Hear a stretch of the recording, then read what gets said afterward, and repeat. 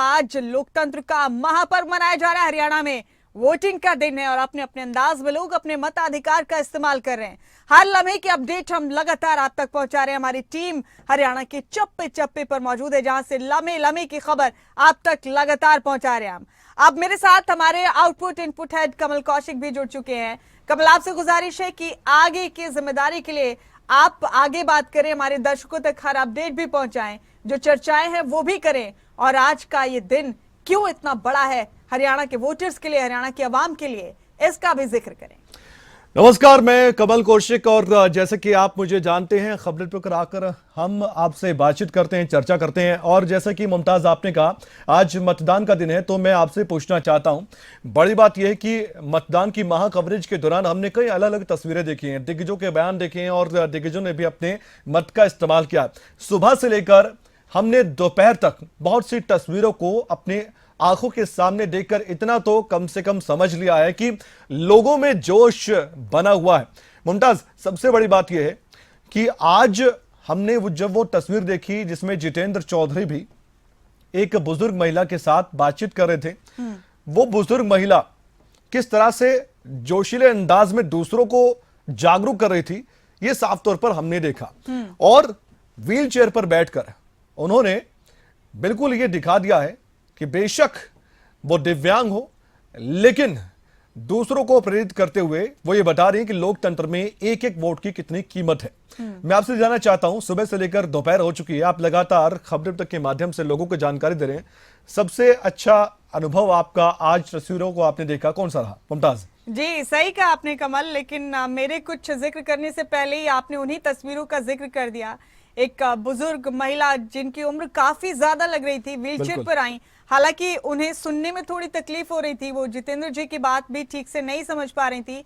लेकिन इस बीच उन्होंने ये जरूर कहा कि मुझसे कहा गया कि अभी धूप ज्यादा है, अभी थोड़ा आराम कर ले, उसके बाद वोट डालने जाए। मैंने कहा कि नहीं, मैं पहले अपने मताधिकार का प्रयोग करके आऊंगी। और उनके इसी हौसले, इसी जज्बे को देखते हुए जितेंद्र चौधरी जी ने उनसे ये कहा कि आप हमारे दर्शकों से भी अपील करें, युवाओं से भी अपील करें कि जो अभी तक अपने घरों से नहीं निकले वोट डालने के लिए, वोट डालने आए। वो नहीं समझ पाए, लेकिन उनकी इस एक बात ने ये मैसेज बड़े पैमाने पर कन्वे जरूर कर दिया कमल, कि उम्र मायने नहीं रखती, आपका हौसला और जज्बा मायने रखता है। कहते हैं ना कि हिम्मत करे इंसान तो क्या हो नहीं सकता। वो कौन सा उगदा, यानी वो कौन सी गांठ है जो वाह हो नहीं सकता, जो खुल नहीं सकती। क्या बात है, क्या बात है।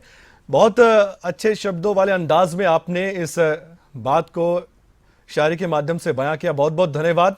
और मतदान का दिन है, क्योंकि आप भी हरियाणा से आती हैं और मैं भी हरियाणा से आता हूं, तो मैं अपने सभी साथियों से, भाइयों से, बहनों से और जितने भी लोग हमें देख पा रहे हैं, दर्शक हमें देख पा रहे हैं, हमें रिकॉर्ड तोड़ना है।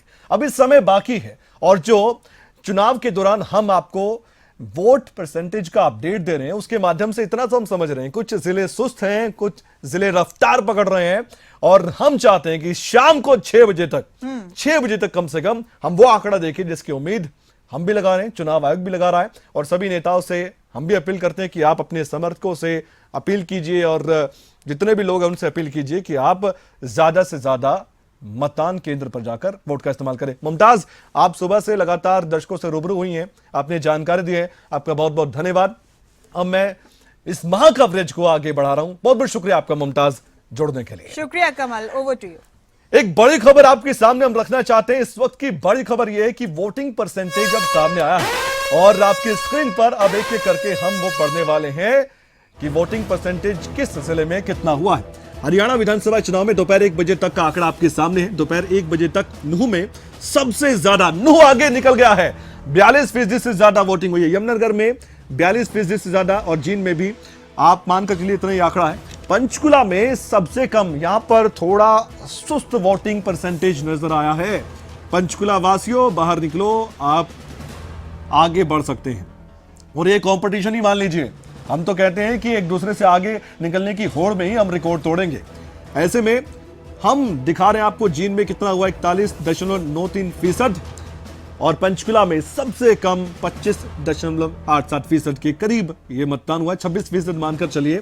और 1 बजे तक पूरे हरियाणा में 36.69% मतदान हुआ है। लेकिन मैं कहूंगा कि थोड़ा सा कम ये मतदान है, हमें 50% से ज्यादा 3 बजे तक कम से कम जाना होगा ताकि हम एक कीर्तिमान स्थापित कर सकें और अपना पिछला रिकॉर्ड भी तोड़ सकें। एक एक करके खबर तक आपको जानकारी देता रहेगा। हमने तस्वीरें पहले भी दिखाई हैं, लगातार दिखाते रहेंगे। हमारे साथ पार्टी के प्रतिनिधि जुड़ेंगे तो उनसे चर्चा भी करेंगे क्या मुद्दे रहे, क्योंकि आज आपका दिन है, इसलिए हम ऐसे कोई बात नहीं करेंगे जो कि वोटिंग को प्रभावित करे। हम बात करेंगे मुद्दों की, हम बात करेंगे चुनाव में हुए तमाम पहलुओं की।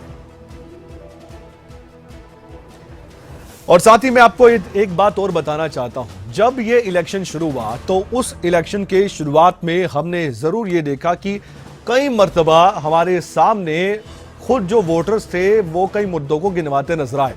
हमारा खास कार्यक्रम था सत्ता का महासंग्राम, और हम चाहते हैं, उसमें हमने लगातार अपील की कि आप वोट कीजिए, 5 अक्टूबर की तारीख को जरूर याद कीजिए। अभी कार्यवाहक मुख्यमंत्री नायब सिंह सैनी क्या कह रहे हैं, एक बार वो सुन लेते हैं। क्षेत्र के अंदर भी विकास नहीं होता था, परंतु हमारे सरकार के अंदर सबका साथ, सबका विकास, 36 जाति को साथ लेकर के आगे बढ़ाने का काम हमारी सरकार ने कांग्रेस किया। पार्टी कह रही है कि किसान, युवा, खिलाड़ी और अग्निवीर वाले जो थे युवा, वो सब अब कांग्रेस के साथ कतार लग के वोट कर रहे हैं। कांग्रेस 60 से ज्यादा सीटें जीत रही है। देखिए, इन्होंने तो खिलाड़ियों के कंधे के ऊपर बंदूक रख कर चलाइया, उसको खिलाड़ी भी समझ रहे हैं।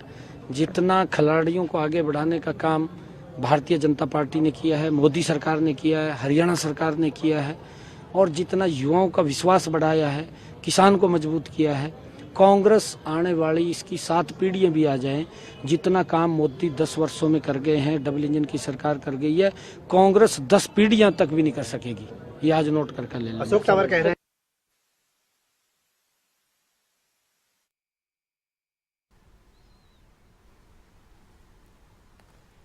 तो आपने सुना, कार्यवाहक मुख्यमंत्री नायब सिंह सैनी अपने विरोधियों पर निशाना साधते हुए नजर आए हैं। उनकी तरफ से एक बात कही गई है कि कितनी भी पीढ़ियां चली जाए, कांग्रेस पार्टी की जो विकास हमने किया है वो किसी ने नहीं करवाया। ये पॉलिटिकल बयानबाजी है, लेकिन हम फिर कहेंगे, आज फिर अगर दिन है तो सिर्फ आपका दिन है, और आज आपका दिन है तो इसलिए आपको ही इस दिन को महापर्व के तौर पर मनाना है। खबर तक आपसे बार बार अपील कर रहा है कि आप वोटिंग करने के लिए जरूर जाइए, और आप जब वोटिंग करने जाएंगे, जो नहीं गए हैं, तो वो एक रिकॉर्ड बनाने में कामयाब हो सकते हैं।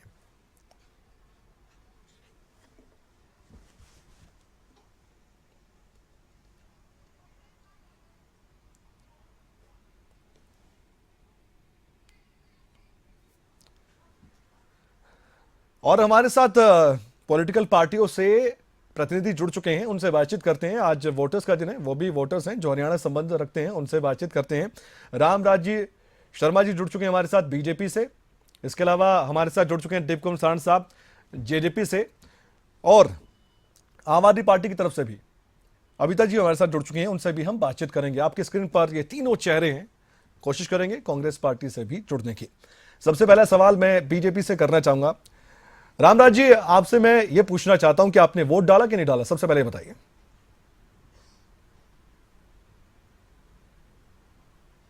वोट 7 बजे डाल दिया था, 7 बजे। क्या बात है, बधाई आपको बहुत बहुत। अगर मैं आपसे पूछ लूं रामराज जी, आपके मुद्दे क्या रहे इस बार एक वोटर के तौर पर, उसके बाद मैं फिर पार्टी के प्रवक्ता के नाते आपसे बातचीत करूंगा। देखो, मेन मुद्दा होता है रोजगार का, और सबसे ज्यादा भाजपा ने रोजगार दिया है, वो भी मेरिट के आधार पर, बिना खर्ची बिना पर्ची के। जी, रोजगार से जीवन यापन होता है, घर चलता है, परिवार पलता है। और पहले जैसे रोजगार देती थी सरकार, पहले वाली सरकारें, पहले सिर्फ मुख्यमंत्री के क्षेत्र तक सीमित रहता था। अच्छा, मुख्यमंत्री से बाहर वाले बच्चों को रोजगार नहीं मिलता था, क्योंकि वो तो पढ़ते ही नहीं उनके अनुसार। अरे मेरे भाई, निवासी हल्कों के बच्चों ने क्या कसूर कर दिया? क्या वो मेरिट में नहीं है? क्या वो पढ़ते नहीं है? सिर्फ मुख्यमंत्री के क्षेत्र के बच्चे पढ़ते हैं। भाजपा ने उस परंपरा को तोड़ा।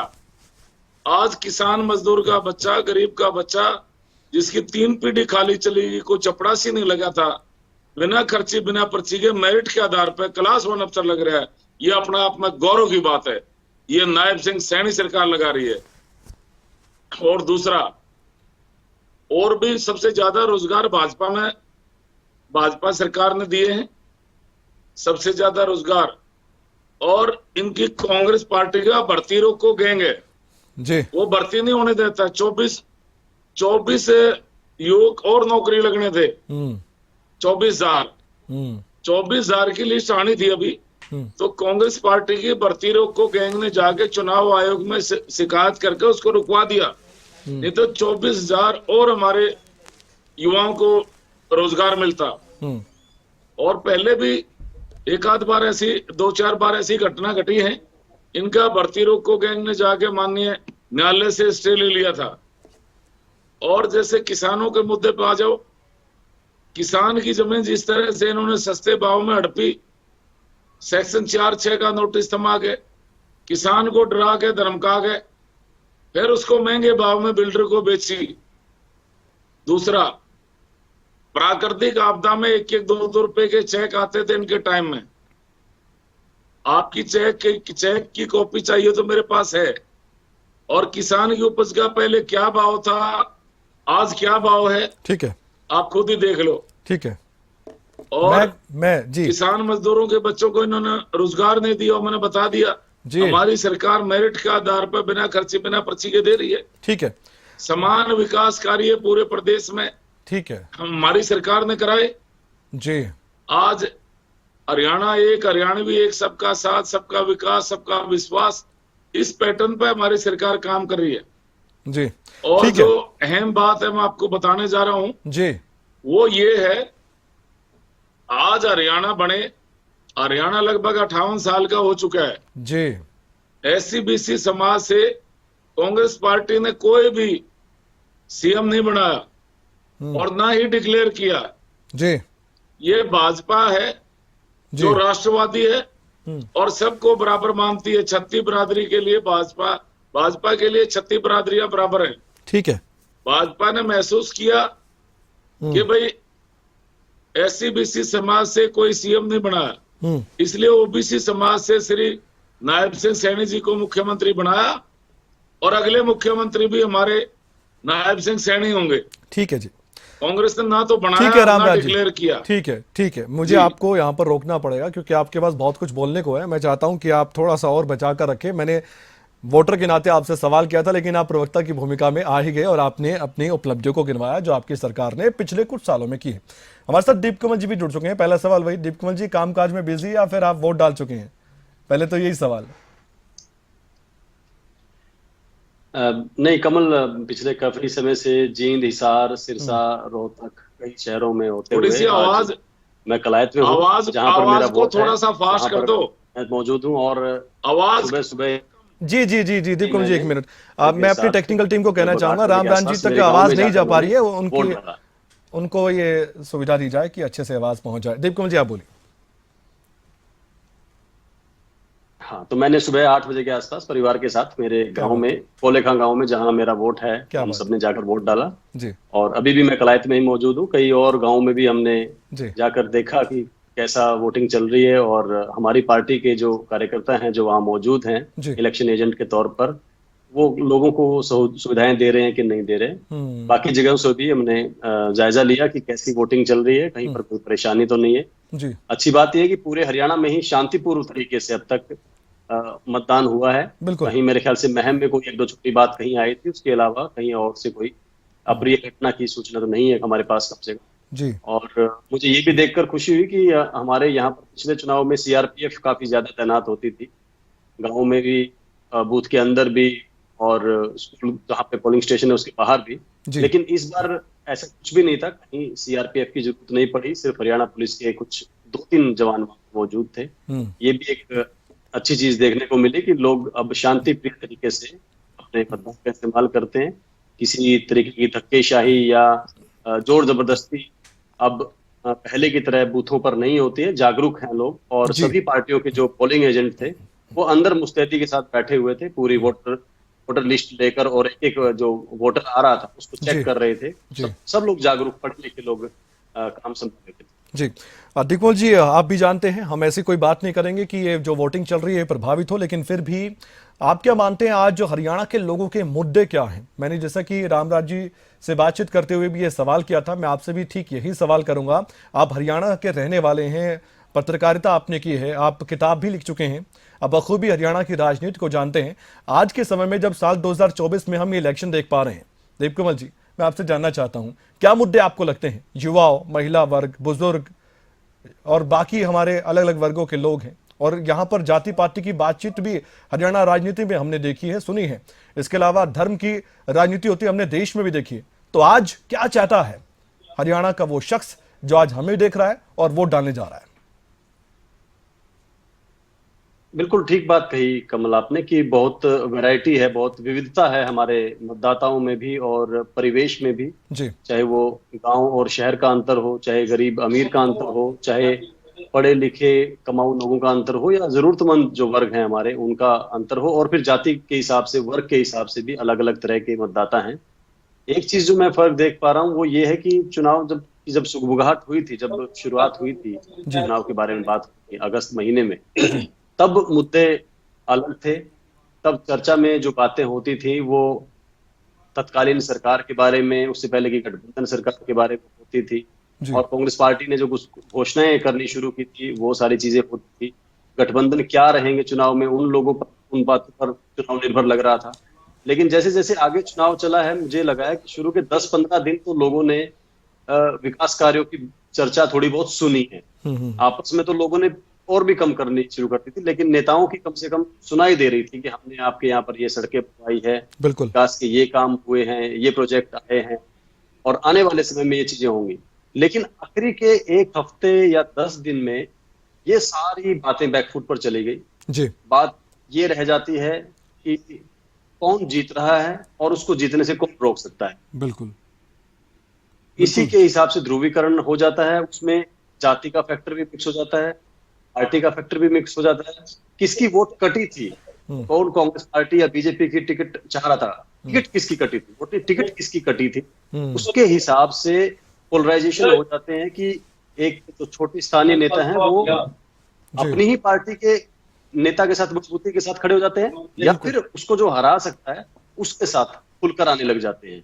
आखिरी के 3-4 दिनों में तो मैंने कम से कम जहां तक बातचीत की वो यही देखा कि ये आगे चल रहा था, और अब इसको रोकने के लिए दूसरे नंबर वाले के साथ ये लोग भी अब इनडायरेक्टली, अप्रत्यक्ष रूप से साथ आ गए हैं, या फिर समीकरण बदल रहे हैं। जी। खासतौर से कांग्रेस पार्टी के पक्ष में मैं एक बात कहना चाहूंगा, आज से 1-1.5 महीना पहले कि ऐसे नेता थे, कई ऐसे उम्मीदवार कांग्रेस पार्टी के जो विजयी माने जा रहे थे, जो जीते हुए लगभग को गिना जा रहा था, खासतौर से जब उनको टिकट मिली, उनके टिकट लेना ही एक जीत की सर्टिफिकेट की तरह माना जा रहा था। अब तो इनकी जीत 20-30 हजार से 40 हजार से पक्की है। लेकिन ऐसे बड़े बड़े नाम, ऐसे पुराने नेता, आखिरी 1 हफ्ते में उनका चुनाव फंसा हुआ चर्चा में आया है। वो इसी वजह से कि जब 20 दिन तक लोगों ने देखा कि ये तो जीत रहा है, ये तो जीत रहा है, इसको रोका कैसे जाए जी, उसके हिसाब से लोगों ने एनर्जी दूसरे नंबर वाले कैंडिडेट के साथ कई जगहों पर लाई। तो ये चुनाव का परिप्रेक्ष्य एक ऐसी जर खुलने की चीज है कि बाहर से कुछ दिखता है, अंदर से कुछ और है, वास्तविकता कुछ और होती है, कंट्रोल करने की कोशिश की जाती है, लेकिन बहाव कहीं और चला जाता है। ठीक है, ठीक है। बहुत ही एक विचित्र किस्म की चीज है ये विधानसभा का चुनाव, खास जी। यहाँ पहले से कुछ तय नहीं है, महीना पहले स्थिति थी वो आज नहीं है, ये निश्चित तौर पर दिख रहा है साहब। और ये बड़े-बड़े चेहरे, और आज वही काम हो रहा है। देखिए, ईवीएम में सबकी किस्मत कैद हो रही है। आपने ठीक बात कही, कुछ चर्चाएं इधर उधर की थी, कुछ ये चर्चाएं थी कि एक तरफा माहौल है, कहीं पर कुछ बात होती थी, कहीं पर कहा जाता था कि कुछ सीट फंसी हुई है, कहीं पर दिग्गजों की साख दाव पर लगी हुई है, ऐसी चर्चाएं भी हुई। लेकिन ये वोटर्स है ना, जो हमें देख पा रहे हैं, देवकमल जी, रामराज जी और अबिता जी, ये सब जानते हैं। और साइलेंट वोटर्स जो कहे जाते हैं, उनका तो रोल और भी बड़ा होता है, जो कहते कुछ नहीं है लेकिन परिणाम में सब कुछ बता देते हैं। जो 8 अक्टूबर की तारीख है उसका इंतजार आज के बाद होगा, लेकिन आज मतदाताओं का दिन है, आज लोकतंत्र का महापर्व है। आम आदमी पार्टी से हमारे साथ अबिता जी जुड़े हुए हैं। अबिता जी, बहुत बहुत स्वागत है आपका खबरें तक पर।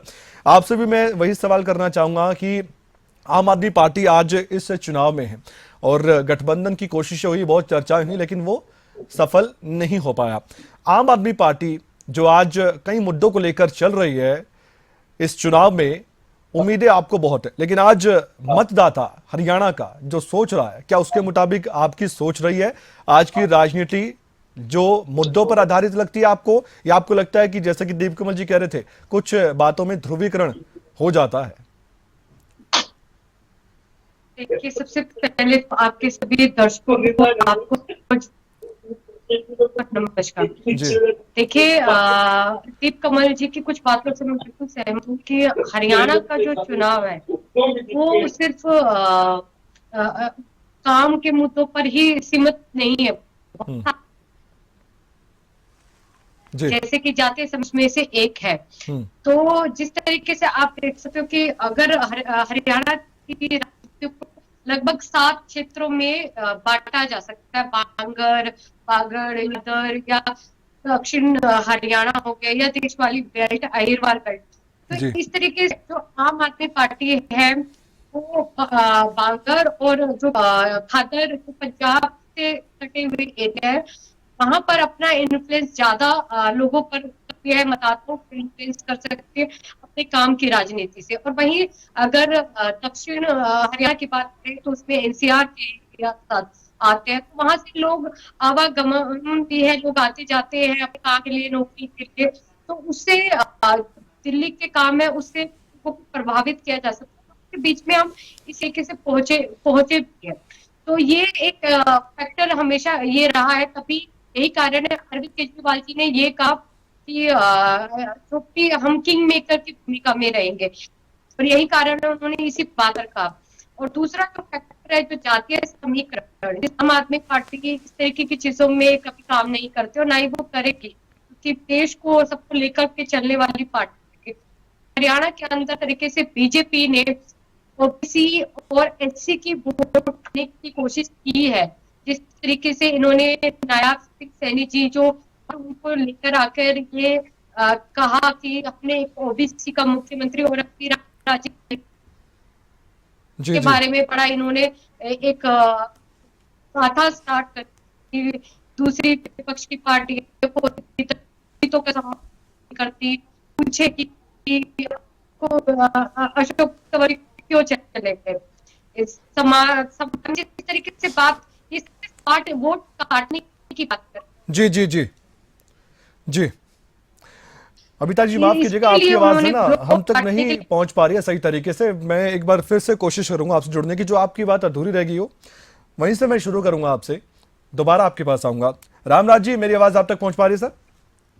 जी जी जी रामराज जी, आपने कई बातों का जिक्र किया था। आज हम सिर्फ मुद्दों की बात करेंगे, जीत के दावे होते रहते हैं, लेकिन आज का दिन कम से कम हम वोटर्स के नाम रखें। आज उम्मीद है कि रिकॉर्ड तोड़ मतदान होगा हरियाणा में। क्या लगता है आपको? अभी कुछ जगह सुस्त वोटिंग भी चल रही है और कुछ जगह रफ्तार वोटिंग पकड़ रही है, लेकिन ज्यादातर हम देख रहे हैं 2 बजे तक अगर हम देखें तो 40% के आसपास या इससे ऊपर थोड़ा सा, अब मान लीजिए इतना मतदान हुआ है। क्या कहता है आपका अनुभव? आज हरियाणा अपना ही रिकॉर्ड तोड़ पाएगा क्या मतदान का? बिल्कुल बिल्कुल। आज लोकतंत्र का महापर्व है और पूरे प्रदेश की 36 बिरादरी की जनता इस महापर्व को मना रही है। और मेरा 36 बिरादरी की जनता से विनम्र आग्रह है, ज्यादा से ज्यादा मतदान करे और लोकतंत्र महापर्व में भागीदार बने, इसको मनाएं और राष्ट्रीय हित में, प्रदेश हित में लोकतंत्र महापर्व में भाग दें। ठीक है रामनाथ जी, एक सवाल मेरा इसी से जुड़ा हुआ था जो देवकमल जी कह रहे थे। उन्होंने एक चर्चा को जन्म दे दिया और ये चर्चा सिर्फ उन्होंने शुरू नहीं की है, उन्होंने उन चर्चाओं का जिक्र किया जो चुनाव के दौरान नेताओं की तरफ से की गई है। इसमें आपने भी कहा हमने ओबीसी मुख्यमंत्री बना दिया, आगे भी मुख्यमंत्री रहेगा। इधर कुमारी सैलजा को लेकर आपके नेताओं ने खूब कांग्रेस पार्टी को घेरा कि दलितों का अपमान किया गया है, कुमारी सैलजा को अपमानित करने का काम किया गया। मैं ये जानना चाहता हूं रामराज जी, आखिरकार इन बातों का जिक्र ही क्यों होता है कि ओबीसी समाज से ये मुख्यमंत्री है, हमारा प्रदेश अध्यक्ष दलित है, या यूं कहें कि वो जाट चेहरा है। ये जाति पाति की जो राजनीति है इसमें नेताओं को जोर देकर क्यों कहना पड़ता है? एक इंसानियत, एक इंसान के साथ बदतमीजी, उसका अपमान, ये तो बात कही जाती है, फिर उसकी जाति पर जाएं, फिर वो पूरे दलित समाज का अपमान, इधर आप कह रहे हैं ओबीसी समाज को सम्मान हमने दिया, इस तरह की बातें क्यों? देखो, ये कांग्रेस का कल्चर रहा है, डिवाइड एंड रूल की नीति कांग्रेस पार्टी अपनाती रही है। और मैं तो ये कह रहा हूं, जिस तरह से हिंदुओं का अपमान कांग्रेस ने किया, चाहे एक भव्य ऐतिहासिक राम मंदिर का निर्माण हो रहा था, कांग्रेस पार्टी ने उनके विरोध में एक राम मंदिर का निर्माण हो रहा है। 500 साल तक हमारे बुजुर्गों ने इंतजार किया, हमारी 5-5, 6-6 पीढ़ी उसमें खप गई इंतजार करते करते, और फिर भी आस छूट गई थी, पर पता नहीं बनेगा नहीं बनेगा, बनेगा नहीं बनेगा। फिर भी भगवान की कृपा से एक भव्य ऐतिहासिक राम मंदिर का निर्माण की जो बातचीत चल रही थी, माननीय सुप्रीम कोर्ट में केस चल रहा था, कांग्रेस पार्टी ने उसके विरोध में, ठीक है, उसके विरोध में वकीलों की फौज खड़ी कर दी थी। तो इससे साफ साफ जाहिर होता है कांग्रेस पार्टी भगवान श्री राम का विरोधी है, सनातन की विरोधी है, और भगवान श्री कृष्ण की विरोधी है। ये तो कांग्रेस पार्टी का कल्चर देख लो आप, टुकड़े टुकड़े गैंग, जिसके नेता दिल्ली में ये नारे लगाते हैं, बाहर तेरे टुकड़े होंगे इंशाल्लाह इंशाल्लाह। शर्मा जी, मैं आपको बीच में रोक रहा हूँ। मेरा जो सवाल था ना, मूल सवाल क्या था? कांग्रेस पार्टी ने उनको बहुत बड़ी पोस्ट दे दी। एक मेरी बात समझिए आप, मैं कह रहा हूं कि जो विकास के मुद्दे होते हैं, जिसमें हम सड़क, बिजली, पानी की बात करते हैं और मूलभूत सुविधाओं की बात करते हैं, उससे आगे बढ़कर इंफ्रा की बात करते हैं, इंफ्रास्ट्रक्चर की बात करते हैं, उन सब की बातें एक तरफ, इन बातों को भी तवज्जो देनी चाहिए। ठीक है, आप कह रहे हैं आपकी सरकार ने प्रयास किया, सुप्रीम कोर्ट ने पक्ष रखा, वो जो भी हुआ हम उसकी गहराई में नहीं जाना चाहते, और यहां पर फिर हरियाणा में जाति पाति की बात होने लगती है, राष्ट्रीय स्तर पर धर्म की बात होने लगती है। मैं कह रहा हूं कि बीजेपी प्रवक्ता होने के नाते आप किस बात को ज्यादा तवज्जो देते हैं, या दोनों पैरेलल चलना चाहिए, या धर्म और जाति पर ज्यादा बातचीत होनी चाहिए? देखो, मैं आपकी बात का जवाब दूंगा। हाँ, भाजपा पार्टी राष्ट्रवादी है, राष्ट्रवादी जातिवादी नहीं। हम राष्ट्रवादी जातिवादी नहीं। हाँ, और हमारे लिए राष्ट्र ही सर्वोपरि है, चाहे धारा 370 और 35 से जम्मू कश्मीर से हटाना हो। कांग्रेस तो अब भी कह रही है हम लगाएंगे, और कांग्रेस पार्टी के प्रवक्ता, कांग्रेस पार्टी के नेता ये कह रहे हैं जो आतंकवादी मुठभेड़ में मारे गए हैं और जो पकड़े गए हैं जी, वो कह रहे हैं जो मारे गए हैं हम उनको मुआवजा देंगे, उनके परिवारों को, और जो पकड़े गए हैं कह रहे हैं हम रिहा करेंगे। ये क्या मैसेज देना चाह रहे हैं हमारे देश की जनता को?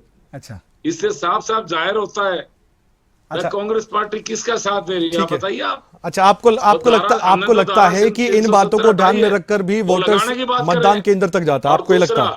आपने जो बात कहा विकास का, बिल्कुल। अच्छा, भाजपा सरकार ने चाहे केंद्र में हो चाहे हमारे हरियाणा में हो, अब आप पहले देखो, हमारे प्रधानमंत्री जो विश्व के सबसे लोकप्रिय और ताकतवर प्रधानमंत्री हैं जी, पहले हमारा प्रधानमंत्री कांग्रेस के टाइम में आदरणीय सिंह साहब जाते थे विदेश में, कोई पूछता तक नहीं था, चाय बिस्कुट रख दिए जाते थे, सिंह साहब आप चाय पियो बिस्कुट खाओ, यहीं तक सीमित था। अच्छा, आज हमारे प्रधानमंत्री ने विदेश में डंका बजा दिया है। अच्छा जी, आज हिंदुस्तान की दाग जमा दी है। ठीक है, उन्होंने सिद्ध कर दिया है, वह हिंदुस्तान का प्रधानमंत्री आ रहा है जैसे कोई देवता आ रहा है। अच्छा जी, आज अमेरिका का राष्ट्रपति, रशिया का राष्ट्रपति, जर्मन का चांसलर, ब्रिटेन का प्रधानमंत्री ऐसे स्वागत कर रहा है जैसे भगवान का स्वागत कर रहे हो। अच्छा जी, ये है नरेंद्र मोदी। अच्छा, ये है हमारा बब्बर शेर। आर्थिक दृष्टि से हम बहुत मजबूत हुए, रक्षा के क्षेत्र में हम इसी बात को लेकर राहुल गांधी भी कई मजाक बनाते हैं, फिर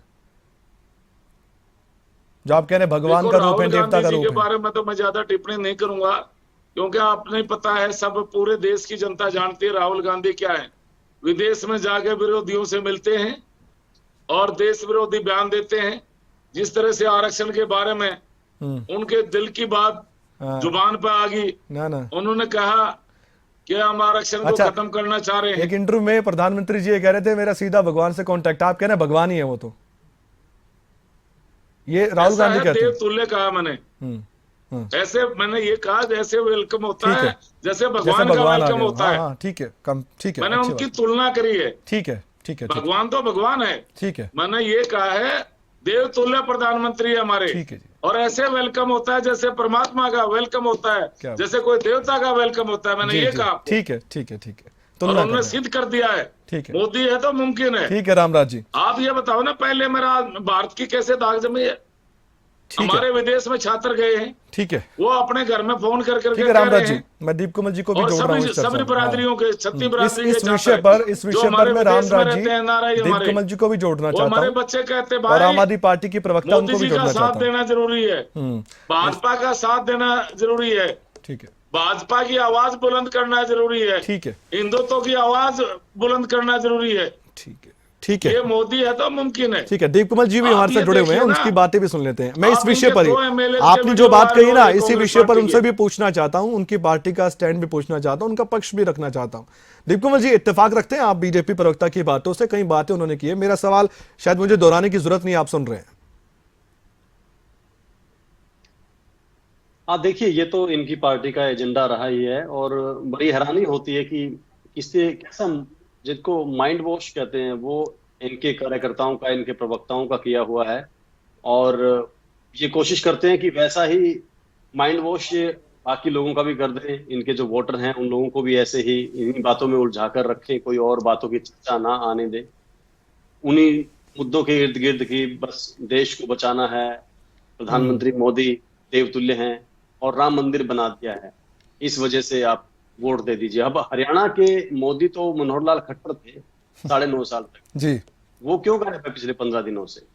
उनके जो लोगों के प्रति व्यवहार था, जिस तरीके से वो लोगों को धमकाते थे, डराते थे, डांटते थे, उनकी आखिरी जो सभा थी हिसार में, उसके बाद से जब वो गायब हुए हैं, उससे पहले उन्होंने आखिरी काम क्या किया था? भारतीय जनता पार्टी के ही समर्थक एक युवा को सभा से पकड़कर बाहर ले जाने को कहा था कि इसको पकड़ो और बाहर निकाल दो इसको। क्यों? क्योंकि वो ये कह रहा था कि आपकी पार्टी की सरकार तो बन जाएगी बीजेपी की हरियाणा में, लेकिन यहाँ के आपके जो उम्मीदवार हैं कमल गुप्ता मंत्री जी, वो नहीं जीतेंगे।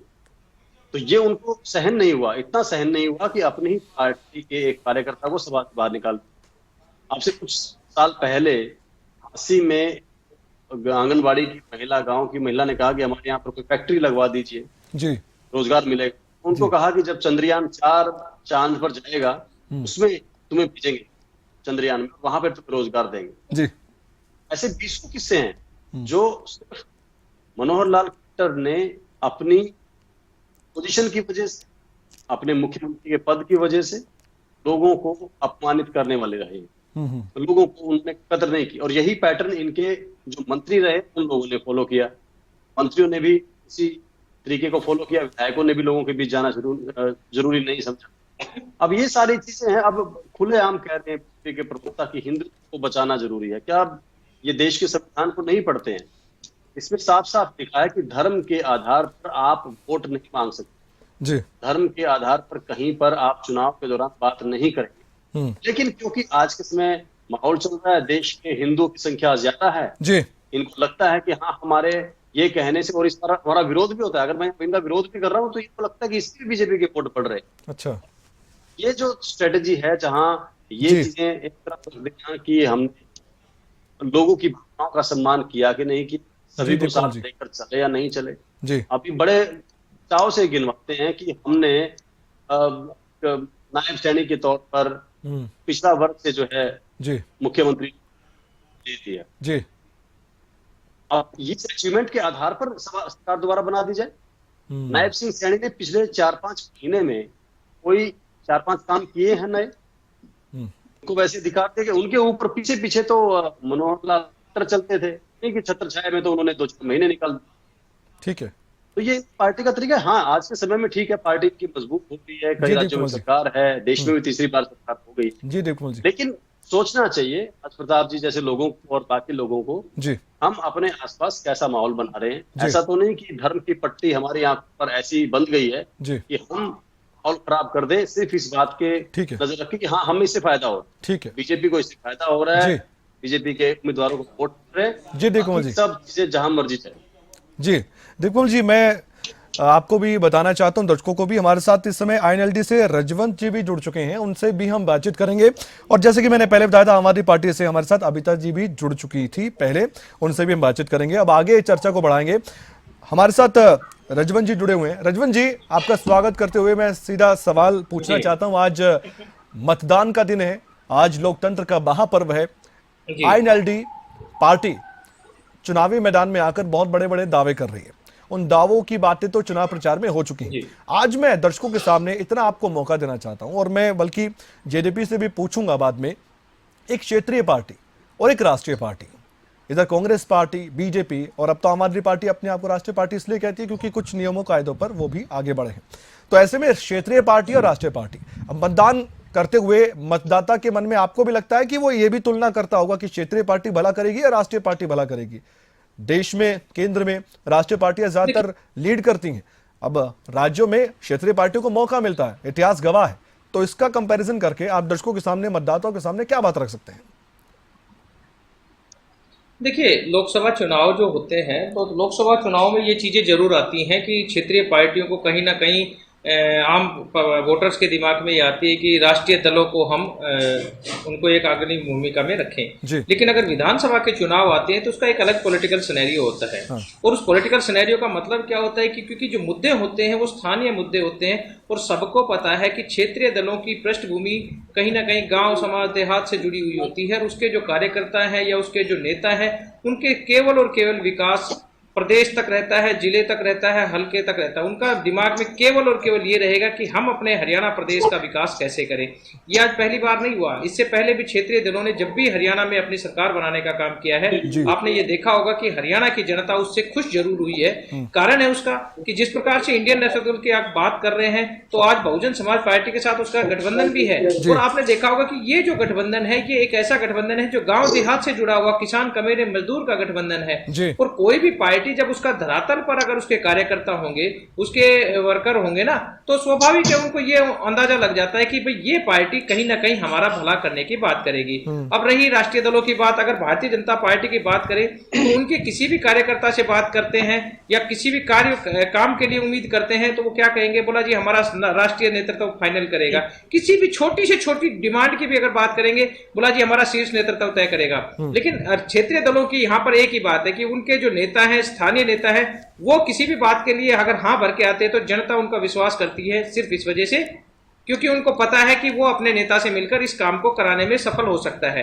तो ये छोटी छोटी चीजें ही हरियाणा की जनता के दिमाग में बैठी है। और मैं आपको एक चीज बताना चाहूंगा कि क्षेत्रीय दलों ने जब चौधरी ओम प्रकाश चौटाला जी की सरकार थी तो वो गांव गांव जाकर जिस प्रकार से चौपाल लगाकर सरकार आपके द्वार कार्यक्रम आयोजित करते थे, आपने देखा होगा कि वो कार्यक्रम भारतीय जनता पार्टी ने उनकी पृष्ठभूमि के ऊपर चलते कुछ उस पर कोशिश की थी, लेकिन उस पर कारगर साबित नहीं कर पाए, उसको ठीक नहीं कर पाए। कारण उसका यह था कि उनकी जो मंशा थी काम करने की वो प्रॉपर नहीं थी। चौधरी ओम प्रकाश चौटाला जी का ध्येय यह था कि गांव में किस प्रकार जनता को फायदा पहुंचाया जाए, और वही फायदा आज हरियाणा की जनता को मिल रहा है। और सबसे बड़ी बात एक बात बता देता हूँ, हरियाणा की जनता के लिए काम वही करेगा जो गांव देहात में बैठकर हरियाणा के वोटरों के बीच में रहकर उनकी समस्याओं को सुनेगा, समझेगा और उनका समाधान करेगा।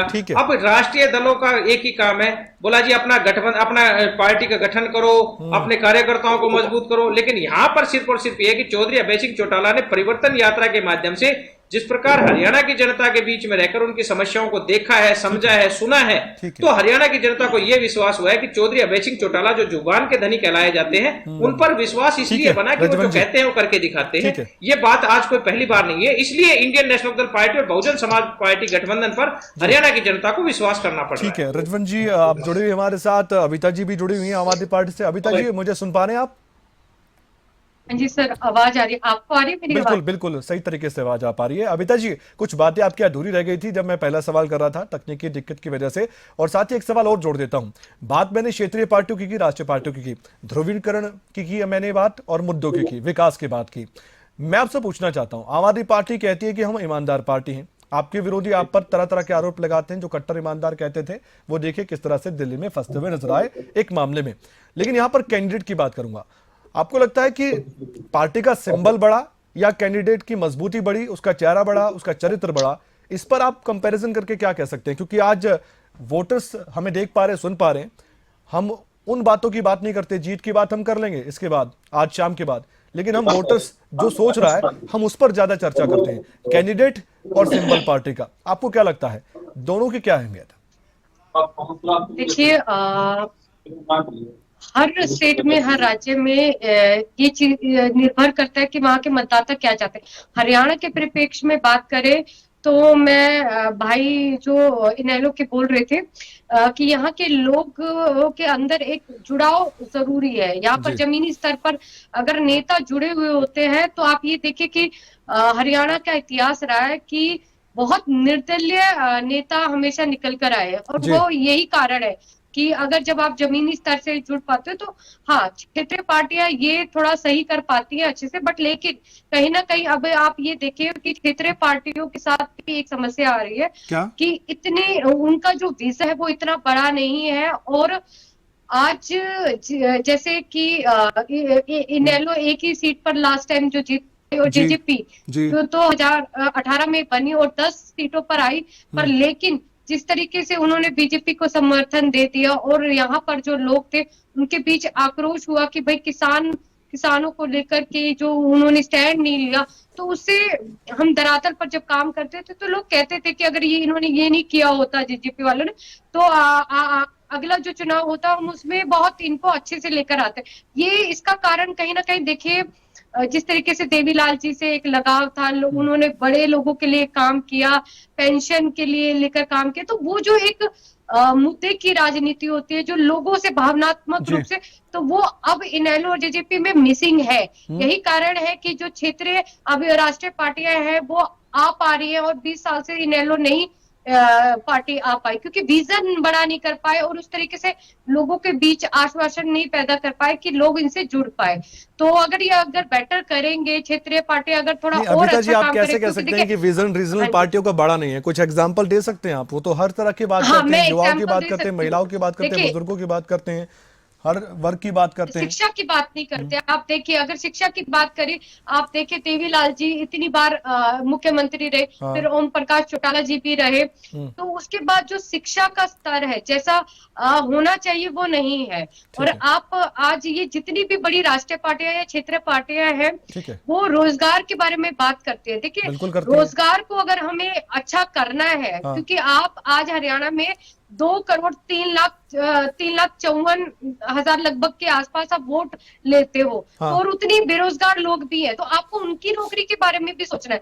2 लाख नौकरी सरकारी नौकरी से बात नहीं होगा, आपको नौकरियां भी जनरेट करनी पड़ेगी। इसको लाया भी तो था कोर्ट में मामला, बेशक हो 75% रोजगार की बात हरियाणा के युवाओं को प्राइवेट सेक्टर में की गई थी, तो वो बात तो करते हैं ना रोजगार की बात में करना। देखिए मैं वही बात कह रही हूँ कि सिर्फ बातें की जाती है पर उस पे धरातल पे काम कैसे होगा। अभी आप देखिए कि एक अप्रेंटिस का प्रोग्राम था, ठीक है, जिसको बिना सोचे समझे लागू कर दिया गया बीजेपी ने। उन्होंने कहा कि कंपनियां अपने आप से जॉब देंगे, जबकि आप देखेंगे बाहर यूरोपियन कंट्रीज में वो शिक्षा के मॉडल के साथ अगर अप्रेंटिस प्रोग्राम आप करते हैं तो इससे आप रोजगार की संभावनाएं और रोजगार ज्यादा बढ़ाते हैं। तो बिना शिक्षा के मॉडल को अगर आज कोई ये बात कहे, चाहे वो क्षेत्रीय पार्टी है या फिर वो राष्ट्रीय पार्टी, आपका कहना है कि शिक्षा का मॉडल बेहतर है तो वो आम आदमी पार्टी के पास बेहतर है, आपका ये दावा है ना? हाँ जी, देखिए हाँ जी, वो डेफिनेटली देखिए रघुराम राजन जी थे गवर्नर, उन्होंने भी इस चीज के, और बाहर विदेशों में भी इस मॉडल के बारे में चर्चा होती है। भाई रामराज जी तो पता नहीं कौन से डंके की बात करते हैं,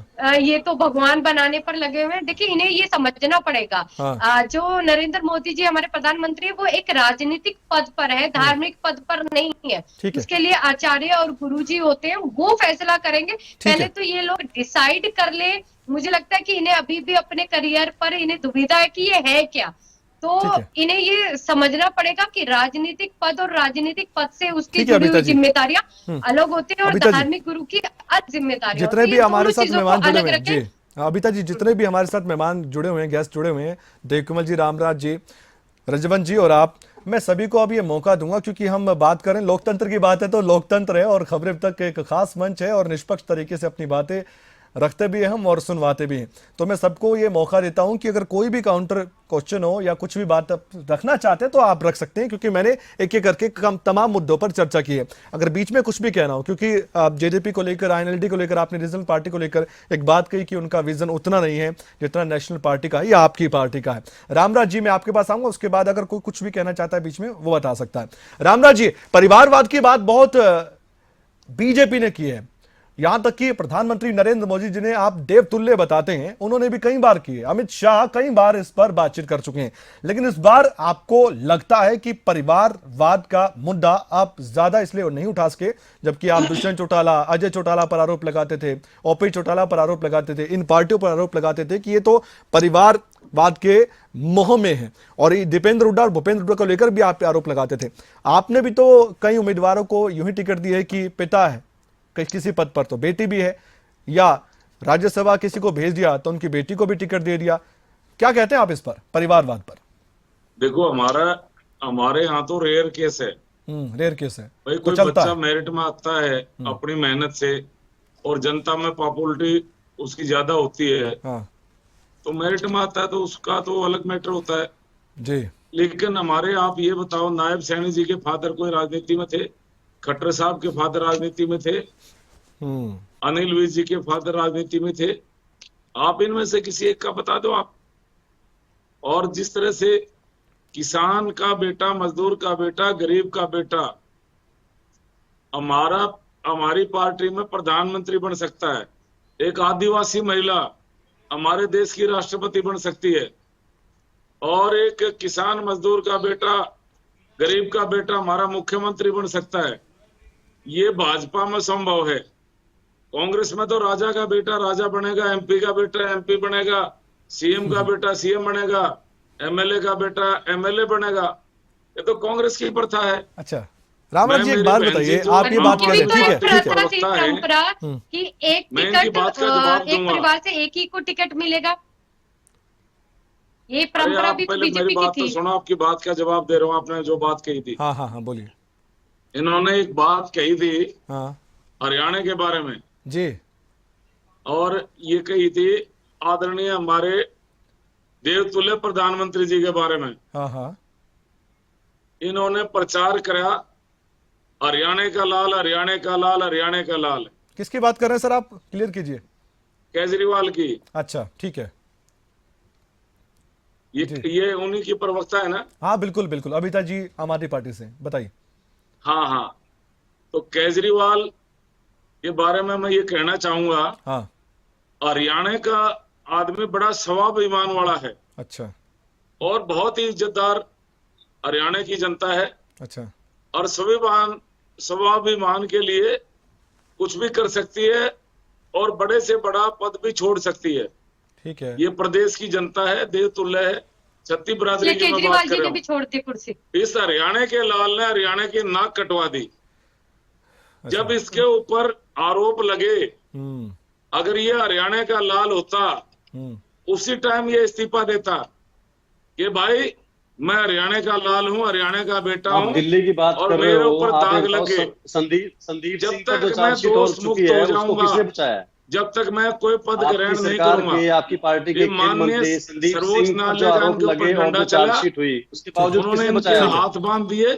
एक काउंटर तो ये सवाल है है आप पर, हरियाणा का लाल। रामराज जी, क्योंकि अरे मैंने हरियाणा मौका दिया, के देखिए लाल माफ पंजाब कीजिएगा, में ये मत सरकार है। बोलिएगा कोई भी ऐसे मेहमान में हमारा पानी कि दिलाने बीच में भाई। बोल रहे हैं। मैंने ये मौका हरियाणा दिया, के देखिए लाल मैं इस चंडीगढ़ से चर्चा को हमारा इसलिए बढ़ा रहा हूं हिस्सा ताकि हम आज हरियाणा के मतदाताओं के लाल सामने हर बात पंजाब रखें। यूनिवर्सिटी से हमारा हिस्सा रामराज दिलवा जी दे। सुनिए सुनिए सुनिए, अरे रामराज जी हरियाणा सुनिए, के लाल तो सुनिए पंजाब में जाके कहता है रामराज जी हरियाणा सुनिए को तो एक सही, बूंद पानी नहीं मिलेगा, स्पीच मत और रखिए, हरियाणा के लाल तो स्पीच दिल्ली मत में रखिए। जाके कहता है सवालों पर जवाब हरियाणा नहीं, हमारे को ऑप्शन पानी से नहीं लूंगा मैं। देता। अरे हरियाणा के लाल कहाँ से पानी ठीक है देगा? रामराज जी, मेरी आवाज आप तक पहुंच हरियाणा पा रही कहाँ से है? पानी देगा? तेरी सरकार दे देगी, हम दे देंगे। पंजाब में तेरी सरकार है, है। हरियाणा का लाल कहलाने का तोता मैना। कोई इसका 1% रामराज जी मेरी ऐसा सुन पा दिखा रहे रहे हैं? हैं कि इनको सुनाई नहीं हरियाणा दे के रहा है, लाल इनको ने सब हरियाणा सुनाई दे की रहा है। नाक कटवा दी। इनको सारे केजरीवाल ने सवाल हरियाणा सुनाई की दे रहे हैं, नाक सारे कटवा दी। काउंटर लाइन सुनाई दे ये रहे हैं। लालची है। रामराज जी सुन पा रहे हैं मुझे? आप चिपका रहा है। दीपक मुझे को सुन रामराज पा रहे हैं? जी अभिता जी को सुन पा रहे हैं? न्यायालय ने जब इनका हाथ बांध दिए, जब इसने मजबूरी में इस्तीफा मुझे दिया लगा है, सुन नॉन स्टॉप अब ये बोलेंगे, पुराने उनके की पास कोशिश तो कर रहा है आवाज हरियाणा में ऑडियो डाउन घूम करानी घूम के। पड़ेगी। हरियाणा की जनता इसको नकार चुकी है। नहीं, उनका ऑडियो तो स्टॉप का डाउन बटन नहीं है। करवाते नहीं इसको किसी की, पहचान लेकिन हम लिया। गुजारिश कर सकते हैं। अब रामराज जी हरियाणा सुनिए की तो नहीं सही। नहीं, एक्चुअल में क्या है कि रामराज जी अब की एक समस्या है, बोलूंगा सर, उनका वैसे प्ले का तो बटन तो है लेकिन स्टॉप का बटन नहीं है ना। रामराज जी क्योंकि मेरी इसको आवाज आप पहचान तक पहुंच लिया। पा रही है या बोलते जाएंगे और आप? जिस तरह से ये रामराज जी घोटालों में इन्वॉल्व हुआ है, इसका पूरा मंत्रिमंडल ये भी, ठीक है। तो हरियाणा की रामराज जनता जी है, सुनिए भी सही, वो सब सुनिए देख तो रही है। सही, सुनिए तो सही। आप दूसरा, जो मैं बोलना आपको यही चाहते तो कह रहा हूँ कि इनका स्टॉप का बटन खराब हो चुका है। ये प्ले करके छोड़ देते हो तो एक बार छोड़ ही दोगे इनका। नहीं। पता नहीं कब रुकेंगे। नहीं रामराज जी, एक काउंटर क्वेश्चन था, अबिता जी भी पूछ रहे थे और आप थोड़ा दीप जोर कमल से जी पूछ बोल रहे रहे, जोर से। जोर की बोलूं मैं? रामराज जी एक माता क्वेश्चन था, रामराज जी क्वेश्चन ये था जेजेपी का कि संदीप सिंह जो उन पर आरोप लगे थे उन्होंने तो इस्तीफा नहीं दिया, या आपने उनका इस्तीफा स्वीकार कर लिया था क्या, या उन पर दबाव बनाया था क्या आपकी पार्टी ने? उन पर भी तो गंभीर आरोप लगे थे, इस्तीफे की बात जो कर रहे हैं। कौन कह रहा है? ये जेजेपी वाला? जी पहले तो ये अपने घर को संभाले। अच्छा, ये जेब इनके आका की अब जेब। ये इसका जवाब नहीं देंगे, ये माननीय इसका जवाब नहीं सुप्रीम कोर्ट देंगे, में ने ये सजा नई करी थी। जगह पे लेके जाएंगे कहीं ये ना अभी कहीं। तो इनके आका ये छूट नहीं के आया है। बताएंगे कि टेबल पीट और ये कर भी हमारे इस्तीफा ऊपर नहीं क्वेश्चन लूंगा कर रहे नहीं लूंगा नहीं ये लूंगा, ये क्यों नैतिकता कहा की था बात कर मनोहर लाल रहे हैं। खट्टर ने? अरे जिसके ये आका क्यों की कहा भर्ती था? को अब इधर उधर मत जाइए, इतना टाइम है। नहीं, अब होगी वोटिंग। अरे इनकी पार्टी में तो ये भी कहते हैं कि अब हमारे आप ये बताइए कि आपके मुख्यमंत्री ने उनका बचाव क्यों किया था? प्रदेश की जनता सब देख रही है। नहीं देख रही है, वही तो मैं और कह रहा हूं, तो सुन भी रही है। जिस तरह से बीजेपी के इन्होंने मैं कह रहा हूँ ये नेताओं जवाब को देंगे ही नहीं। कमल आप हमारी कोशिश कर लो 10 मिनट ठीक तक, है, ये जवाब नहीं चलिए देंगे। चलिए ठीक है, मुद्दों पर बात हो रही थी ना, कुछ विषयों पर बात हो रही थी। रामराज जी मैं अब तो तेज बोल रहा हूं सर, और सभी प्रवक्ताओं को तेज बोलना पड़ेगा रामराज जी तक आवाज पहुंचाने के लिए। मैं ठीक हूं रामराज जी? हाँ मैं चिल्लाना बिल्कुल नहीं चाहता, बहुत और मैं बढ़िया चाहता हूं बोल रहे अच्छे से चर्चा करूं, लेकिन आप कह रहे हैं कि आवाज ही कम आ रही है। दीप कमल जी मैं आपके पास आना चाहूंगा इस चर्चा में, और मैं फिर कहूंगा किसी को कुछ पॉइंट है तो बताइएगा, मैं उसको बीच में रख लूंगा। परिवारवाद की बात हो रही थी दीप कमल जी, और यहां पर कुछ और बातें होने लगी। फिर परिवारवाद के मुद्दे पर आपकी पार्टी को बहुत घेरा जाता है। दुष्यंत चौटाला, दिग्विजय चौटाला, अजय चौटाला उनके पिता, वो राष्ट्रीय अध्यक्ष हैं, और दिग्विजय चौटाला फिर चुनावी मैदान में है, दुष्यंत चौटाला चुनावी मैदान में है। ये जो परिवारवाद की परिभाषा गढ़ी गई बीजेपी की तरफ से खासकर आपको घेरने के लिए, इस पर आप क्या कहेंगे कि खाली आप जो परिवार के सदस्य उनको आगे बढ़ाते हैं, कार्यकर्ताओं को कितना मौका देते हैं? देखिए आज भी 90 विधानसभा सीटों में से हमारे जो जिसको आप परिवार कह रहे हैं उनमें से 2 लोग ही टिकट पर चुनाव लड़ रहे हैं। बाकी सभी जगहों पर पार्टी के कार्यकर्ता या हमारे जो सहयोगी दल हैं उनके कार्यकर्ता ये चुनाव लड़ रहे हैं जी। और किसी को भी उम्मीदवार बनाने से वो विधानसभा या संसद नहीं पहुंच जाता है। हाँ, बिल्कुल असली है। परीक्षा तो लोगों के बीच में ही है। बिल्कुल। अगर कोई किसी राजनीतिक परिवार से है तो ये उसकी अयोग्यता नहीं होनी चाहिए कि वो चुनाव भी न लड़ सके। जी। असली अयोग्यता तो तब है जब लोग उसको नकार दे, तब लोग उनको ना चुने। ठीक बात है। जब जैसे इन्होंने कहा भारतीय जनता पार्टी के प्रवक्ता ने कि दूसरे दलों में परिवार के हिसाब से आते हैं, और इन्होंने 2-3 नाम लेकर कहा कि इनके पिता राजनीति में नहीं थे। जी। लेकिन ये अब आगे जो जिनके बेटे राजनीति में हैं उनका जिक्र नहीं करेंगे। चाहे श्रुति चौधरी हो, चाहे भव्य बिश्नोई हो, चाहे और 10 नाम हो रहे हैं हरियाणा के अंदर, जो कि एक राजनीतिक परिवार से, अच्छे खासे राजनीतिक परिवार से भारतीय जनता पार्टी में आकर बिल्कुल योग्य हो गए हैं चुनाव लड़ने के। और दूसरी बात, ये सारी परिभाषाएं कोशिश करते हैं कि इनके हिसाब से तय हो। बिल्कुल। प्रधानमंत्री नरेंद्र मोदी जी ने लोकसभा चुनाव से पहले बाकायदा संसद में खड़े होकर, और मुझे ध्यान है शायद लाल किले की प्राचीर से भी उन्होंने परिवारवाद पर कोई बात, ठीक है, लेकिन उन्होंने उसके साथ साथ डेफिनेशन ये दे दी कि अगर किसी बड़ी पार्टी के अंदर कोई रहकर किसी राजनीतिक परिवार का व्यक्ति काम करना चाहता है तो वो परिवारवाद नहीं है। लेकिन वो परिवारवाद है अगर कोई राजनीतिक परिवार एक पार्टी चलाता है। अच्छा। ये प्रधानमंत्री नरेंद्र मोदी की परिभाषा। उसी तरीके से ये कह रहे हैं कि हरियाणा के लोग स्वाभिमानी हैं और ऐसे, लेकिन ये हरियाणा के लोगों को थोड़ा सा कम समझदार भी समझते हैं। ये इनके नेताओं ने कहा हुआ है, और अभी भी जिस तरीके का व्यवहार देख रहे हैं आपकी, बोले जा रहे हैं। अब ये नहीं बताते कि 2014 में मनोहर लाल खट्टर को जब मुख्यमंत्री बनाया, क्या हरियाणा की बीजेपी के 47 विधायकों से पूछा गया था? ये हाईकमांड ने पर्ची देकर उनको मुख्यमंत्री बनाया था जी। अभी पीछे राजस्थान में जब भजनलाल शर्मा को मुख्यमंत्री बनाया, क्या वहां के विधायकों से वोटिंग करवाई थी या फिर एक वसुंधरा राजे के पास पर्ची भिजवाई थी? जी। और यहाँ अब जब नायब सिंह सैनी को मुख्यमंत्री बनाया था तब जो विधायक भी नहीं, बिल्कुल। हरियाणा के 40-42 जो बीजेपी के विधायक थे उनसे पूछकर बनाया था क्या? अनिल विज क्यों मीटिंग छोड़कर चले गए थे? अगर आप इतना ही मान सम्मान करना जानते हैं तो अपने विधायकों का मान सम्मान तो कीजिए। एक कोई मौका तो बताइए जब आप वो हमारे घर की बात है, अपना संभालो। मुख्यमंत्री वो हमारे घर की बात एक है, मौका अपना बता दीजिए, संभालिए। एक मौका सिर्फ। और आपसे जो सवाल मैंने किया, संदीप सिंह खेल मंत्री, भारतीय जनता पार्टी के नेता, उनके ऊपर इतने गंभीर आरोप लगे, चंडीगढ़ में एफआईआर दर्ज हुई, चार्जशीट हो चुकी है, और हमारे मुख्यमंत्री पे टेबल पटक के कहते हैं कि नहीं लूंगा इस्तीफा। आखिरी दम तक उनकी कोठी और उनकी सुरक्षा एक मंत्री वाली बिना पोर्टफोलियो के बरकरार रखें। क्या ठीक है। ठीक ये है एक दीप अच्छी कमल जी। राजनीति है? ठीक है दीप कमल शर्म जी। आती है थोड़ा सा ये कहते हुए कि हाँ हम ऐसी राजनीति करते हैं? ठीक है दीप कमल जी, मैं इसका थोड़ी सी तो इसके शर्म ऊपर- आनी इसके चाहिए कि ऊपर अगर आप जवाब दूसरों देने पर की सवाल कोशिश उठा रहे करूं हैं, तो शायद वो दूसरों अपनी को तरफ आप से कुछ नसीहत बातें दे कह रहे देंगे। हैं, दूसरों को ज्ञान दे रहे मैं हैं। आईएनएलडी की तरफ ले चलता हूं एक दर्शकों आखिरी बात मैं कहना चाहूंगा, जी सिर्फ जी आखिरी बोलिए बात। बोलिए बोलिए।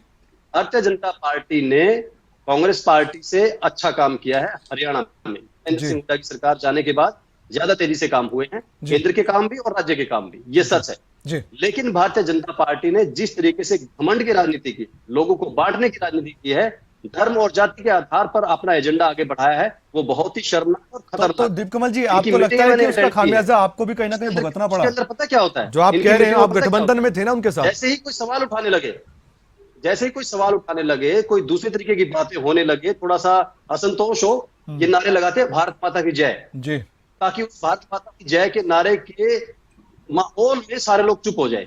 ठीक सब है। लोगों को लगे भारत माता की जय तो हम ही बोलनी है भाई, और जब ठीक है। सब बोलने लगेंगे तो फिर वो विरोध करना भूल जाते हैं। ये इनका शातिरपना है, ये है अपने दीप लोगों कमल को जी। बेवकूफ बनाते हैं, मैं- सिर्फ बाहर मार के नहीं, बीजेपी के लोगों को बेवकूफ भारत बनाते माता हैं। की जय बोलने में आपको क्या दिक्कत आ रही है? नहीं अरे किसी को भारत माता की लेकिन जय तब बोलने नहीं में ना, आपको जब क्या आप उससे दिक्कत आती है मेरे भाई? एक मिनट मैं उदाहरण देता हूं आपको, उससे उदाहरण देता हूं आपको, मैं आपको उदाहरण देता हूं। 2019 में जब मनोहर लाल जी यात्रा निकाल रहे थे, बस की यात्रा, और हिसार के एरिया में थे, उनके पीछे जब ब्राह्मण नेता खड़े थे, उनको मुकुट पहनाना चाह रहे थे, उनको तरफ मुड़कर जब कहा कि गर्दन काट दूंगा तेरी, उसके 10 सेकंड बाद मनोहर लाल ने क्या कहा था? उन्होंने नारा लगाया था भारत माता की जय। 10 सेकंड पहले आप गर्दन काटने की बात कह रहे हो और फिर कह रहे हो भारत माता की जय, ठीक है। ताकि लोगों का ध्यान भटक जाए। ये आप ठीक है। इस्तेमाल भारत माता का ठीक करते है हो। रामराज जी, मैं आपसे ये इस इस्तेमाल पर धर्म जवाब का बाद में करते हो लूंगा। आप थोड़ी अगर सा बोलेंगे शांत तो रहो, मैं थोड़ा तो आईएनएलडी के अपने पास बच्चों और के लिए आम आदमी क्या पार्टी के आदर्श पास पैदा कर रहे हो? नहीं जा पाऊंगा। अपने घर दीप के कमल बच्चों जी, का सोचो थोड़ा सा। ठीक है दीप क्या कमल जी, सीख दे रहे हो? मुझे इजाजत दीजिए, मैं आगे बढ़ पाऊं। आईएनएलडी से मैं एक सवाल करना चाहता हूं क्योंकि इस पर आपने बात की। हमें शर्म आती है ऐसे लोगों ठीक के साथ वो चर्चा करने में, इन लोगों के सवाल सुनने में, जवाब देने में। नहीं, चर्चा तो करनी पड़ेगी ना, अब क्या करें, गेस्ट तो बुलाना ही पड़ेगा ना ये सर। ना बीजेपी भारत माता का भी सभी इस्तेमाल, सभी अपनी भारत तरफ से माता बातें की जय करते का हैं, वो बात तो भारत सुनवानी माता पड़ेगी। की जय बोलने है ना, में क्या ऐसा दिक्कत मत हो रही कहिए, है? ऐसा मत कहिए। आपको सारे का दिक्कत इस्तेमाल आ रही लोगों है को क्या? चुप भारत कराने के लिए माता की करते जय हैं। बोलने हमारे में भी सभी बोलने लगते हैं। सम्मानीय सर, सभी गेस्ट हैं हमारे, क्या करें। ठीक है, आईएनएलडी की तरफ मैं लिए चलता हूं दर्शकों को, और रजवन जी हमारे साथ जुड़े हुए हैं। सर मैं आपसे ये पूछना चाहता हूं, अभी आम आदमी पार्टी को आप सुन रहे थे और दीप कमल जी को भी सुना आपने, रामराज जी को भी सुना, उस पर तो मैं थोड़ा थोड़ा आपसे जवाब लूंगा, बहुत संक्षेप में बताइएगा क्योंकि और आगे मुझे बढ़ना पड़ेगा, और भी मेरे पास विषय है। अभी एक बात कही आम आदमी पार्टी की प्रवक्ता ने, अबिता जी ने, कि जो विजन है वो रीजनल पार्टियों का उतना नहीं है जितना हमारा है या राष्ट्रीय पार्टियों का है। इस पर आपकी टिप्पणी क्या होगी? देखिए, आम आदमी का जिक्र कर दिया, वैसे तो करना नहीं चाहिए था, लेकिन हरियाणा के माध्यम में संदर्भ में ये अगर भी इनका बता जिक्र दीजिए किया क्यों नहीं है, तो करना मैं चाहिए बता था सर, देता हूं। ये भी क्लियर कीजिएगा। मैं बता देता हूं। अभी अमिता जी बैठे हैं, ये कह रहे हैं कि भाई हमारी सरकार भी आएगी, हमारे बगैर किसी की सरकार नहीं आएगी, केजरीवाल जी भी कह रहे हैं। जी इन्होंने 90 उम्मीदवार उतारे थे हरियाणा में, हाँ और बड़े जोश खरोश के साथ उतारे थे। पहले कांग्रेस के साथ गठबंधन करना चाहते थे, वहां पर इनको जगह नहीं मिली तो इन्होंने 90 उतार दिए। हाँ। लेकिन अब एक बार इनसे ये पूछ के देख लो, क्या आपके उम्मीदवार 90 जगह पे खड़े हैं भी कि नहीं खड़े? हार जीत की तो बहुत दूर की बात है, इनकी लड़ाई नोटा के साथ है, और नोटा से अगर ये ऊपर आ गए तो इनकी लड़ाई वहीं पर इनकी जीत हो जाएगी। मैं एक बता देता हूं आपको, ठीक है। इनका, मैं दक्षिण हरियाणा से आता हूं, एक तो कोसली, ठीक है। बावल, अटेली, फरीदाबाद, पानीपत ना फरीदाबाद, ये 4-5 जगह ऐसी है जहां पे इनके उम्मीदवार पार्टी को छोड़ के चले गए। पानीपत ग्रामीण भी इसी में ही, अगर इनके पास चले गए तो फिर ये कैसे कह सकते हैं कि बोले इनकी सरकार बनेगी? यही हाल हमारे जेजेपी वाले भाई का है। उनके पास मेरा सवाल ये था कि विजन क्या है? एक मिनट उनके आपके साथ विजन पर सवाल उठाया गया। जी, विजन भी बता देता हूं मैं, विजन भी मैं बता देता हूं। अच्छा, ये क्या करते हैं कि बोला हम ये लेके आएंगे। अरे मेरे भाई शर्म करो, इन चीजों से ऊपर उठो। हम शिक्षा की बात हम भी कर रहे हैं, हम चिकित्सा की बात भी कर रहे हैं, ये चीजें आप कहते हो हम करते हैं। लेकिन चौधरी अभय सिंह चौटाला जी ने बिल्कुल क्लियर कहा है कि शिक्षा, चिकित्सा और जो मूलभूत सुविधाएं हैं, इन सुविधाओं पर आजादी के 77 साल बाद भी अगर लड़ रहे हैं तो शर्म आनी चाहिए उन राजनीतिक दलों को जो आज भी इन मुद्दों को लेकर चुनाव लड़ रहे हैं। वो ये कहते हैं कि एक बार मैं राज में अगर आ गया तो इन मुद्दों को खत्म कर दूंगा। जो पार्टी बार बार इन चीजों को मुद्दा बनाने का काम कर रहे हैं, इसलिए चौधरी अभय सिंह चौटाला की जुबान पर हरियाणा की जनता को विश्वास है, क्योंकि जब भी उन्होंने लड़ाई लड़ी है, मैं एक चीज बताता हूं, अब नशाखोरी की बात आती है। नशाखोरी की लड़ाई के लिए जब चौधरी अभय सिंह चौटाला विधानसभा में बैठते थे तो वहां पर आवाज उठाते थे, तो कांग्रेस थे, जेजेपी थे, बीजेपी थे, यही थे ना वहां पर। ये सब लोग नशा के लेकर चुप क्यों हो जाते थे? इनसे अगर पूछे, भ्रष्टाचार के बारे में जब बात करते थे तो कांग्रेस जो मुख्य विपक्षी दल थी वो चुप्पी साध देती थी। एसवाईएल की लड़ाई चौधरी अभय सिंह चौटाला जी अगर जब लड़ते थे तो ये कहते थे कि चौधरी अभय सिंह चौटाला मजाक बनाते हैं। ये चीजें महंगाई के बारे में, भ्रष्टाचारी के बारे में, शराब घोटाला, खनन घोटाला, रजिस्ट्री घोटाला, जब भी चौधरी अभय सिंह चौटाला ने इन मुद्दों को उठाया, ये और जो लोग थे कहीं ना कहीं इनके मुंह में दही जम जाता था। इसका मतलब ये था ये कहीं ना कहीं भारतीय जनता पार्टी को सहयोग करने का काम करते थे। हरियाणा की जनता जब लाइन में लगती थी तो चौधरी अभय सिंह चौटाला ये कहते थे कि ये जो लाइनों में लगने वाला सिस्टम है ये खत्म कर दूंगा मैं। उसका मतलब क्या था कि बोलो जनता को अगर परेशान कर दिया तो फिर हम किस चीज के लिए बने हैं? हम जनता को परेशान करने के लिए नहीं, जनता को सहूलियत देने के लिए बने हैं। और आपको एक चीज बताना चाहूंगा कि जो भी ये आज की जो कल्याणकारी जो नीतियां चल रही हैं, ये सारी लोक कल्याणकारी नीतियां जननायक चौधरी देवीलाल के समय से, चौधरी ओम प्रकाश चौटाला जी के समय से चली हुई है, इंडियन नेशनल दल पार्टी के समय से चली हुई है। कारण और उन्हीं पार्टियों के, उन्हीं के जो कार्यकाल में जो ये योजनाएं चली थी उनका नाम बदलने का काम इन्होंने किया है। बाकी इनका क्या मुख्य उद्देश्य है वो किसी की जनता के समझ में नहीं आया आज तक। ठीक है, आम आदमी पार्टी से अबिता जी अब अपनी बात रखेंगे। अबिता जी, आपने सुन लिया, आपने जो सवाल उठाया मैंने पूछा भी, अब आपका क्या कहना है इन पर? आप पर बहुत निशाने साधे गए। हाँ, इन्होंने अभी भी वही बात कहा कि शिक्षा स्वास्थ्य ये मुद्दे नहीं है अभी भी। नहीं, उन्होंने ये तो बात नहीं कही ना, शिक्षा स्वास्थ्य मुद्दे नहीं कर दिया। ये थोड़ी बात कही उन्होंने। हाँ जी, उन्होंने ये कहा कि हमारी कल्याणकारी योजना पहले से अभी भी चल रही है और उनके नाम आप तो एसवाईएल पे, आप हरियाणा की लड़ाई लड़ रहे हैं, आप हरियाणा की लड़ाई लड़ रहे हैं, एसवाईएल पर ही बता जाइए, उसके बाद अगली बात शुरू करें, क्योंकि हरियाणा की जनता को एसवाईएल की लड़ाई। रविश जी सुन लेते हैं, ठीक है, आप एसवाईएल पर कह रहे हैं, हैं। और बल्कि कमाल की बात यह है कि इस चुनाव में तो एसवाईएल का उतना जिक्र भी नहीं हुआ। अब तो ऐसा लगता है कि इसका कुछ जाना है भी नहीं। लेकिन हाँ, इतना जरूर है कि आम आदमी पार्टी से सवाल दागा जाता है। का जिक्र आज भी करते हैं। उनको कहिए, बोलने दे। नहीं, बोलिए अबिता जी बोलिए। देखिए, मैंने इसलिए कहा कि जब लोकसभा का चुनाव चल रहा था तो सुशील कुमार गुप्ता जी जो कुरुक्षेत्र की सीट पर लड़े थे, अभय सिंह चौटाला भी वहां पे थे, तो उससे जब किसी पत्रकार ने पूछा कि भाई सुशील कुमार गुप्ता भी लड़े, तो उन्होंने ये जवाब दिया क्या उसका ननियाल रिश्तेदार है, वो क्यों लड़ेगा वहां से लोकसभा। तो आप इस बात से समझिए कि जो हमें आजादी देता है कि हम कहीं से भी लड़ सकते हैं, वो ये मतलब बात वो ये कह रहे हैं कि किसी राजनीतिक परिवार से हो गए या कोई रिश्ते तभी आप लड़ सकते हो। तो इसलिए हम शिक्षा की बात कर रहे हैं, ठीक है, और शिक्षा की बात होना बहुत जरूरी है। बिना की शिक्षा आप लाए कोई सुधार ला ही नहीं सकते। एक बात आते हैं, दूसरी बात अभी भाई रामराजी जी बोल रहे थे बार बार, मेरा एक प्रश्न है इनसे कि जो ये नायब सैनी जी को लेकर आया, ठीक है, एक सांसद थे, उनको दोबारा चुनाव करवाया, इतना खर्चा पार्टी का, राव इंद्रजीत भी तो थे, वो भी ओबीसी समाज से आते थे, उनको क्यों नहीं बनाया गया? और जब उनकी कारण ही 10 साल तक अगर बीजेपी दक्षिण हरियाणा में आई है, बहुत अच्छे से सब जानते हैं कि दक्षिण हरियाणा में, तो ये हमें यहाँ पर रामराजी जी बताए कि क्या कमियां थी राव इंद्रजीत में कि वो उनको सीएम का चेहरा नहीं बनाया गया, या फिर क्या ज्यादा खूबियां थी नायब सिंह सैनी में जो राव इंद्रजीत। ठीक है, एक एसवाईएल का जिक्र रजवन जी कर रहे थे, मैं छोटा सा जवाब लूंगा, उसके बाद मुझे ब्रेक भी लेना है और वो ब्रेक भी छोटा सा ही होगा। एसवाईएल के मसले पर आम आदमी पार्टी वही हालात हैं जो कांग्रेस और बीजेपी के नेता करते हैं। हरियाणा में आए तो एसवाईएल का पानी हरियाणा को मिले, पंजाब में गए तो वहां एक बूंद पानी देने को नहीं है। ये जो राजनीतिक खेल है और ये बयानबाजी है जो उलझाती है लोगों को, इस पर अबिता जी आप क्या कहेंगे? अब मैं ये भी आपसे पूछूं कि आप हरियाणा के प्रवक्ता हैं, आम आदमी पार्टी के हैं, या आप हरियाणा तक की बात सीमित रखेंगे अपनी? इसमें भी कमाल का कंफ्यूजन हो जाता है। नहीं, देखिए इस बारे में अरविंद जी ने भी हर बार कहा है कि इसको अगर बैठ करके बहुत आराम से इस बात को सुलझाया जा सकता है। और मैंने एक चीज यहाँ पर देखी है कि ये जो पानी का इशू है सबसे ज्यादा दक्षिणी हरियाणा में है, और ऊपर वाले अगर एरिया में देखें तो बाढ़ की समस्या है। और आप ये देखेंगे जब अगर आपने कभी हरियाणा के सारे गांव में घूमेंगे तो हर गांव में पौंड है, जोड़ है। तो मैंने ये खुद भी व्यक्तिगत तौर पर ये फील किया कि जो पानी की समस्या है उसको बहुत आराम से सुलझाया जा सकता सकता है। लेकिन ठीक है? सुलझाना कोई चाहता वो दोनों नहीं। तरीके से हरियाणा और पंजाब दोनों में सरकार नहीं, एक चीज ये बता दें कि जब आज मामला सुप्रीम कोर्ट ने जब डायरेक्शन दी थी कि पंजाब अपना पानी हरियाणा को दे देगा, क्योंकि हरियाणा का हक है, तो आपने आज तक स्टैंड क्यों नहीं लिया और सेंटर में इसमें मध्यस्थता करने की बात की थी? क्या आपका नैतिक दायित्व नहीं बनता था कि सुप्रीम कोर्ट के आदेश को आप माने? अभिता जी देखिए कितना आक्रोश है हमारे प्रवक्ताओं में, बीजेपी के प्रवक्ता बोल रहे हैं, आईएनएलडी के बोल रहे हैं, और वो आक्रोशित इसलिए होते हैं कि आपके पास मौका था, पंजाब में आपकी सरकार थी। अगर पंजाब में सरकार आपकी है और फिर दिल्ली में आपके बीच में हरियाणा है, और हरियाणा पीड़ित है इस बात से कि उसको उसके हक का पानी नहीं मिल पा रहा। जब सुप्रीम कोर्ट के आदेश की पालना तक नहीं करना चाहते, इन लोगों को कौन वोट देने का काम करेगा? हरियाणा की जनता यही तो चाहती है कि कम से कम हमारे हक अधिकारों की लड़ाई लड़ सके, और ये हमारे अधिकारों के साथ एक एक करके बोले सर, छीनने का काम करने वाले एक एक करके बोले तो ज्यादा बेहतर है, सुनाई भी देगा और समझ भी आएगा, ऐसे समझ नहीं आएगा। और रामराज जी तो बोलना शुरू कर देते तो चुप पता नहीं कैसे होंगे, वो बिल्कुल ही सुनाई मुझे इस बात की भी टेंशन है। रामराज जी कुछ कह रहे थे आप, आपको मौका दे रहा हूं, लेकिन समय से चुप हो जाइएगा।